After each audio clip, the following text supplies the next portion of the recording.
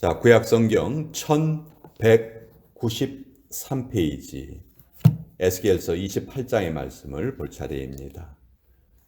에스겔 28장 1절부터 10절까지의 말씀입니다. 에스겔서 28장 1절부터 10절까지의 말씀, 구약성경 1193페이지에 기록되어 있습니다. 자, 찾으셨으면 우리 1절부터 10절까지 같이 읽겠습니다. 시작.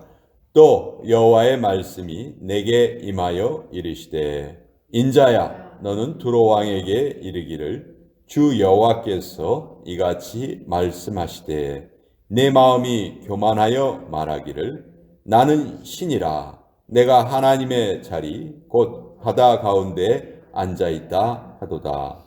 내 마음이 하나님의 마음 같은 채 할지라도 너는 사람이요 신이 아니거늘, 내가 다니엘보다 지혜로워서 은밀한 것을 깨닫지 못할 것이 없다 하고, 내 지혜와 총명으로 재물을 얻었으며 금과 은을 곳간에 저축하였으며, 내 큰 지혜와 내 무역으로 재물을 더하고 그 재물로 말미암아 내 마음이 교만하였도다. 그러므로 주 여호와께서 이같이 말씀하셨느니라.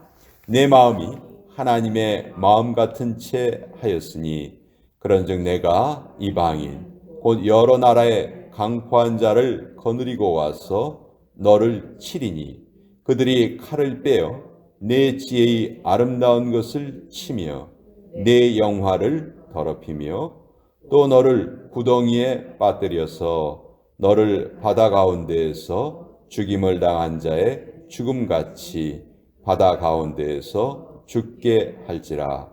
내가 너를 죽이는 자 앞에서도 내가 하나님이라고 말하겠느냐?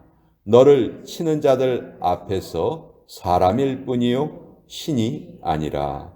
네가 이방인의 손에서 죽기를 할례받지 않은 자의 죽음같이 하리니, 내가 말하였음이니라. 주 여호와의 말씀이니라 하셨다 하라. 하나님의 말씀입니다. 아멘. 자, 오늘 한 해의 첫날 우리 에스겔서 28장의 말씀을 우리가 묵상할 차례인데, 정말 아주 중요한 내용이 기록되어 있습니다. 우리 인간이 누구인가? 인간이란 무엇인가? 그 정체성에 대해서 다시 한번 생각하게 하는데요. 사실 에스겔서 26장부터 28장까지는 두로라는 그 당시에 아주 번성했던 조그마한 도시 국가가 있는데, 그 두로라는 나라가 어떻게 멸망당할 것인가 하는 것을 에스겔이 지금 예언하는 그런 내용이에요. 근데 이 두로의 멸망이 어떻게 보면 하나님을 믿지 않는, 하나님을 하나님으로 인정하지 않는 모든 존재들의 멸망을 아주 잘 보여주는 하나의 예라는 것이죠. 그래서 이 에스겔은 하나님의 말씀을 받아서 이렇게 전하는데, 이 에스겔서의 특징은요, 다른 선지서는 그 주인공이 3인칭으로 되어 있습니다. 예를 들어서 이사야서나 예레미야서는 예레미야가 이렇게 말하되, 그러니까 다른 사람이 예레미야의 행동을 보고 기록한 걸로 이렇게 되어 있어요. 다른 선지서들이 다 그래요. 근데 이 에스겔서는 독특하게 1인칭으로 기술되어 있어요. 에스겔 자신이 하나님께 어떤 말을 받아서 직접 자기가 말하는 것으로 그렇게 되어 있습니다. 그래서 오늘도 1절에 보면 여호와의 말씀이 내게 임하여 이르셨다. 나 에스겔에게 하나님이 이렇게 말씀하셨다. 그 하나님께서 에스겔을 부를 때 아주 독특한 표현을 쓰시죠. 에스겔아 이렇게 부르지 않으시고 인자야 이렇게 부르십니다. 사람의 아들, 인자. 바로 이 말을 나중에 예수님께서 이 땅에 오셔서 자기 자신을 칭하실 때 인자가 그렇게 똑같은 그 말을 쓰시거든요. 그래서 아주 에스겔서의 그 인자라는 말이 쓰인 게 참 독특합니다. 자, 하나님께서 에스겔에게 뭘 명령하시냐면 두로 왕에게 이렇게 말해라. 두로 왕이 뭐라고 얘기했냐면 나는 신이라 내가 하나님의 자리 곧 바다 가운데 앉아있다 하도다. 두로 왕이 얼마나 지금 교만한 상태인가를 바로 이 말씀으로 지금 아주 잘 표현을 하고 있죠. 사실 두로는 이 해안가에서 한 1km 떨어진 섬이었어요. 섬. 근데 그 섬과 육지를 그 다리로 연결을 해서 그 당시에 바다 한가운데 다리를 놓는다는 건 참 어려운 일이었거든요. 근데 그것을 해냈어요. 해내고 이 두로가 아주 번성하게 됩니다.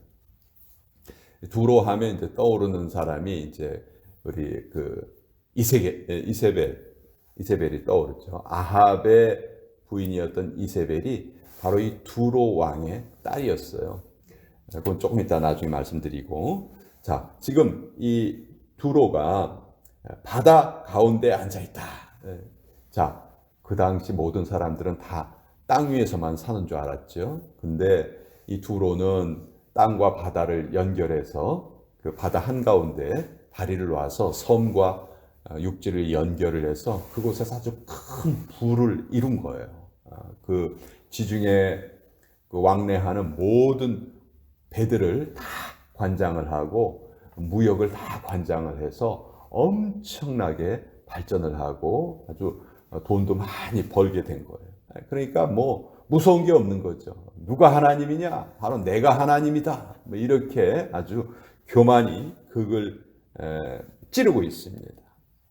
자, 근데 하나님은 한마디로 뭐라고 말씀하시냐면 2절 뒷부분에 보면 너는 사람이요 신이 아니거늘 너는 일개 피조물에 불과한 존재다. 네가 지금 좀 돈도 벌고 세력이 있다 해도 너는 본래 정체성 자체가 피조물이야 하는 것을 하나님 지금 알려주고 계신 거죠. 정말 중요한 내용입니다. 우리 한 사람 한 사람 정말 소중한 존재이지만 하나님께서 지으신 피조물이라는 것을 잊어서는 안 되겠죠. 만일 이 사실을 잊어버리면 바로 그 순간서부터 우리 인간은 교만하게 돼요. 인간이란 존재가 교만에 빠지면 정말 꼴불견입니다. 꼴불견. 자기가 하나님인 것처럼 행동할 때가 너무 많죠. 그래서 이 두로에 대해서 하나님께서 에스겔을 통해서 지금 심판을 하시는데 사실 지금 에스겔은 나라가 망해서 포로로 끌려가서 지금 바벨론에 있는 상황이거든요. 근데 바벨론에 끌려간 그 에스겔이 그 주변 나라들을 오히려 지금 포로로 끌려오기는커녕 번영을 계속 구가하고 있는 두로를 향해서 예언의 말씀을 전합니다. 좀 상황이 안 맞는 것 같은데 하나님께서 역사의 주인이시라는 사실을 에스겔을 통해서도 다시 한번 알려주고 계시는 거예요. 그래서 자, 두로가 이렇게 된 이유가 있습니다. 4절에 보면 내 지혜와 총명으로 재물을 얻었으며 금과 은을 곳간에 저축하였으며 내 큰 지혜와 내 무역으로 재물을 더하고 그 재물로 말미암아 내 마음이 교만하였도다.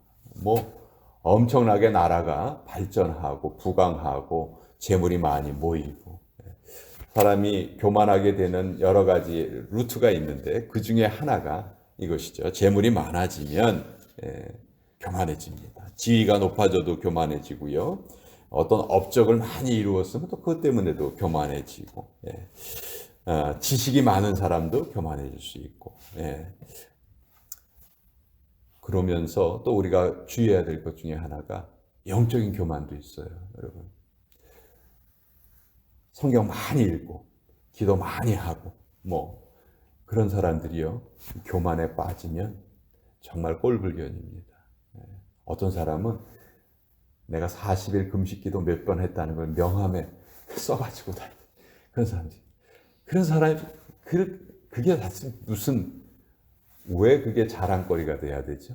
그건 진짜 잘못된 잘못된 영적인 교만을 보여주는데 어쨌든 이 교만은 모든 패망의 길잡이다. 성경은 그렇게 말씀해 주시고 항상 우리는 하나님이 창조주시요 우리는 피조물이다. 우리는 창조주 하나님을 섬기는 자세로 살아가야 한다. 이걸 평생 잊으면 안 돼요. 이것이 가장 중요한 신앙의 첫걸음입니다. 그래서 하나님께서 어떻게 심판하시느냐? 6절에 보면 그러므로 주 여호와께서 이같이 말씀하셨느니라. 두로가 그렇게 교만을 떨고 있으니 한번 그래? 그럼 이걸 한번 네가 풀어봐라. 7절에 그런즉 내가 이방인 곧 여러 나라의 강포한 자를 거느리고 와서 너를 치리니.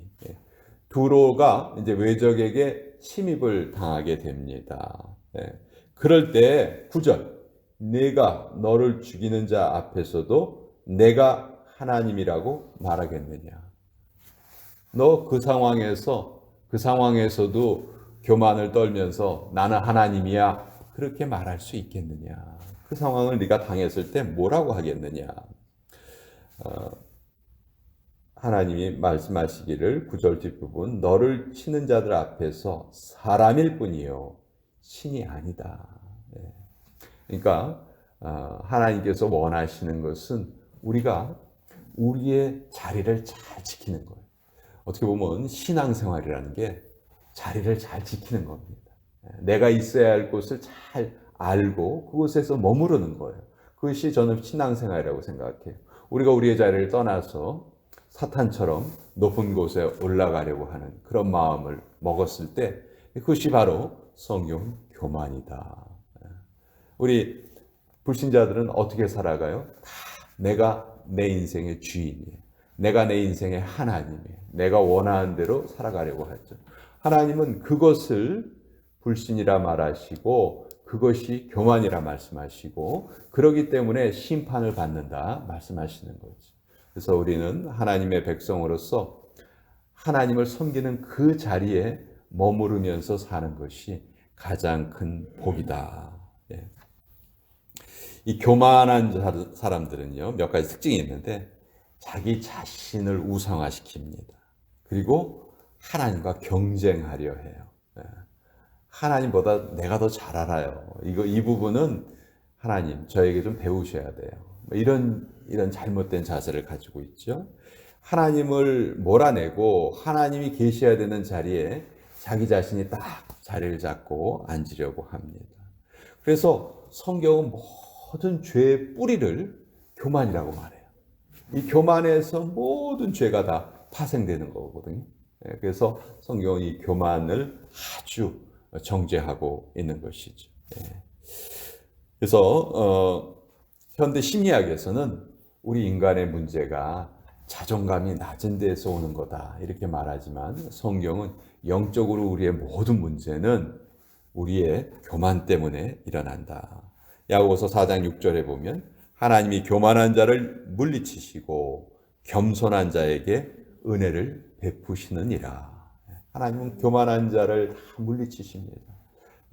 아까도 말씀드렸지만 하나님을 믿는다 하면서도 잘못된 영적인 교만에 우리가 빠질 수가 있어요. 다른 사람하고 자꾸 비교하려 하고 난 지금 이 자리에 나와서 이렇게 기도하고 있는데 다른 사람들은 뭐 하고 있는 거야? 이런 마음이 든다면 우리도 영적인 교만에 빠져 있는 거예요. 그런 분들도 함께 기도할 수 있도록 우리가 그들을 위해서 중보하고 기도하는 것이 바른 태도지 그들과 우리를 비교하고 판단하려고 하는 이것이 우리의 영적인 교만이라는 것이죠. 자, 두로는 하나님께서 예언하신 바 그대로 바벨론이 1차 침략을 하고요. 나중에 알렉산더 대왕이 이곳을 침략을 해서 두로라는 그 나라 자체를 완전히 멸망시켜 버렸습니다. 지금은 그곳에 가면 아주 황량한 옛날의 그 유적들만 몇 가지 남아 있을 뿐이라고 합니다. 그러니까 이 말씀을 통해서도 에스겔서의 말씀을 통해서도 하나님의 말씀이 얼마나 정확하게 이루어져 가는지 우리가 잘 알 수가 있고요. 우리 올 한 해 동안 하나님 정말 우리가 우리의 자리를 잘 지키면서 살겠습니다. 하나님이 우리의 창조주시고 저는 하나님의 피조물이라는 거 잊지 않고 살겠습니다. 제가 제 인생의 주인이 아니고 하나님이 내 인생의 주인이시고 정말 고백한 그대로 모든 순간에 하나님의 섭리와 하나님의 주권을 인정하면서 이 한 해를 살아가겠습니다. 바로 그 기도를 하나님께서 우리에게 기대하시는 것이 아닌가 그렇게 생각을 하고 오늘 이 말씀을 여러분과 함께 나누어 보았습니다.